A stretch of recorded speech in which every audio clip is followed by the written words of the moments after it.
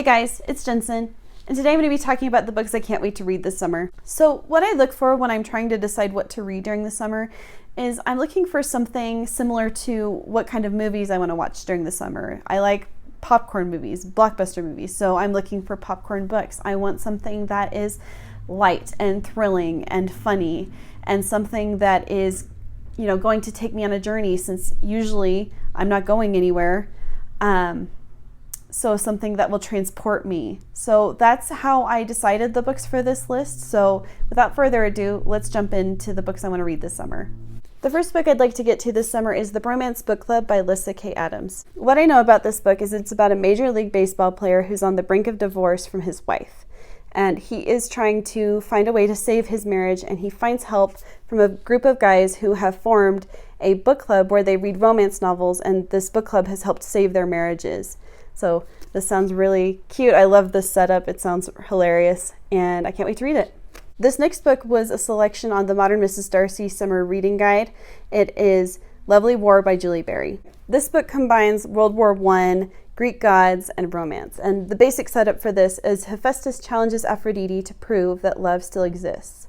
And so she weaves together 4 different stories of 4 different lovers during World War I and World War II. So I can't wait to read this. I do love period romances. I love history.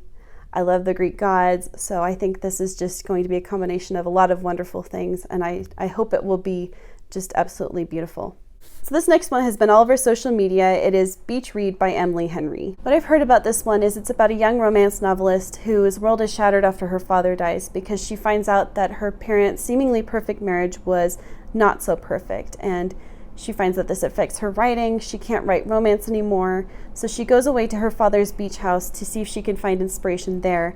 And she runs into her old college rival / crush, who is also a writer. He writes literary fiction, and they decide to swap genres. So she will write the series literary fiction, and he will write the romance novel.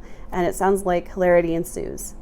So I can't wait to read this one because it sounds really cute. I've heard that it's not all that it seems. It's not just a fluffy, light beach read. It's got some darker, more emotional undertones.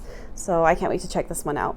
The next book I'd like to read is Bel Canto by Ann Patchett. And all I know about this one is that it combines opera and a hostage situation. That's all I really need to know. I'm sold. I can't wait to read it. So this next book is one that I've actually already read. It is Love and Gelato by Jenna Evans Welsh. And the basic setup for this one is it's about a young girl whose mother recently died, and she goes away to Italy to meet the father she never knew she had. And while she's there, she discovers her mother's old journal that she kept when she was in Italy, and she goes to all the places her mother visited and starts to uncover the secrets that her mother kept. So this is just a really sweet story. It's just delightful. It makes you feel like you get to travel to Italy with her and discover everything with her, and it also makes you want to be better at journal keeping because her mother is an amazing journal keeper. So this next book is The Royal We by Heather Cox and Jessica Morgan. What I know about this one is it's inspired by the story of Kate Middleton and Prince William, and it's about an American woman who goes to school in Oxford and ends up falling in love with the heir to the throne. So I love the bright cover, the bright red cover. This is immediately what drew me. I love Kate Middleton and Prince William. I love royal romances. So this just seems like just a sweet, charming, delightful read, and I can't wait to check it out. This next one is Close to Shore by Michael Capuzzo. It basically sounds like the true story of Jaws. It tells the true story of a bunch of great white shark attacks that happened along the Jersey Shore in 1916. So it sounds really interesting and really terrifying, and probably something that I don't want to take to the beach, but I still want to pick it up this summer. Second to last, we have One Summer in Paris by Sarah Morgan. This book is about a woman who is planning a trip to Paris for her 25th anniversary, but her husband surprises her with divorce papers. But she still decides to go to Paris, and she meets a woman who is also nursing heartache, and even though they seem like opposites, an unlikely friendship starts to form.